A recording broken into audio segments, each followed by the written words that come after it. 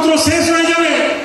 তাই আমি আপনাদেরকে আজকে বলতে এসেছি, আমাদের নেত্রী মমতা বন্দ্যোপাধ্যায় কিছুক্ষণের মধ্যে আসবেন, তার বক্তব্য তিনি রাখবেন, কিন্তু তার আগে আজকে আমরা এই শপথ নিই যে আমাদের প্রার্থী কীর্তি আজাদ, আপনি জানেন ভারত বিখ্যাত ক্রিকেট খেলোয়াড়, যিনি 1983 সালে বিশ্বকাপের টিমে ছিলেন এবং ফাইনাল খেলাতে আমার খেয়াল আছে তিনি একজনকে ক্লিন বোল্ড করে দিয়েছিলেন।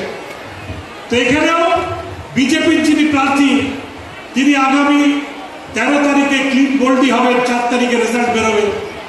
বিজেপির প্রার্থী তার মুখের ভাষা ঠিক নেই, মায়েদের সম্মান দিতে পারে না, মা দুর্গার পিতৃ পরিচয় নিয়ে তিনি প্রশ্ন তোলেন। তিনি এত বড় মানুষ, আসলে একটা সময় হাফ প্যান্ট পরে প্যারেড করতেন, হঠাৎ তিনি নেতা হয়ে গেছেন, দিয়ে উল্টো পাল্টা কথা বলছেন মানুষের সামনে।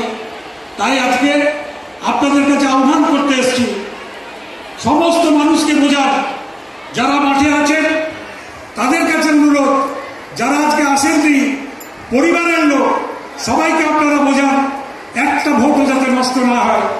আগামী 13 তারিখে সকাল 7টায় সকাল সকাল জোড়া ফুল চিহ্নে ভোট দিন, কীর্তি আজাদকে লক্ষ লক্ষ ভোটে জয়ী করে আমাদের নেত্রী মমতা বন্দ্যোপাধ্যায়ের কাছে তুলে দিন, যাতে তিনি আগামী লোকসভা নির্বাচনের পরে 42 জন এমপিকে নিয়ে তিনি দিল্লিতে যেতে পারেন এবং নরেন্দ্র মোদীর গদি সরিয়ে মমতা বন্দ্যোপাধ্যায় যাতে প্রধানমন্ত্রী হতে পারেন।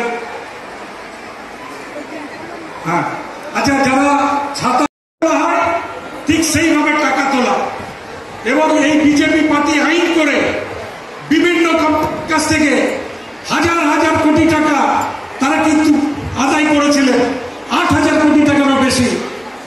যে সমস্ত ওষুধের কোম্পানির কাছ থেকে নেওয়া হয়েছে, সেই সমস্ত ওষুধ যারা তৈরি করে সেই ওষুধগুলো কিন্তু পরীক্ষাতে পাস করতে পারেনি, অর্থাৎ খারাপ ওষুধ তারা তৈরি করত।